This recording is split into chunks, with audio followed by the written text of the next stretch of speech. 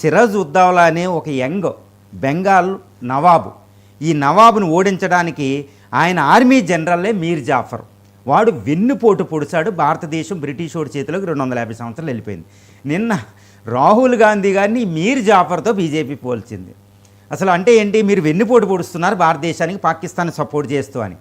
చాలా ఘోరమైన అవమానం అనమాట. అందుకనే కాంగ్రెస్ కూడా ప్రతిస్పందించేసింది. కాంగ్రెస్ ఏమంది, అయితే ఎస్ జయశంకర్ గారు ముందే ఇన్ఫర్మేషన్ ఇచ్చారు, పాకిస్తాన్కి మేము ఆపరేషన్ సింధూర్ చేస్తున్నాం, అందుకే యుద్ధ విమానాలు పడిపోని, అది క్రైమ్, వార్ క్రైము అని ఈయన్ని రాజా జయచంద్తో పోల్చింది. ఈ రాజా జయచంద్ ఎవరు? పృథ్వీరాజ్ చౌహాన్ 1753లో మనకి ఒక తరైన యుద్ధం అనేది జరిగిందనమాట.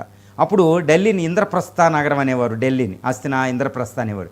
ఈ ఇంద్రప్రస్థ, ఈ ఢిల్లీలో తరైన యుద్ధంలో పృథ్వీరాజ్ చౌహాన్ గోరి మీద ఓడిపోయాడు. మహమ్మద్ గోరి. ఈ మహమ్మద్ గోరి గెలవడానికి పృథ్వీరాజ్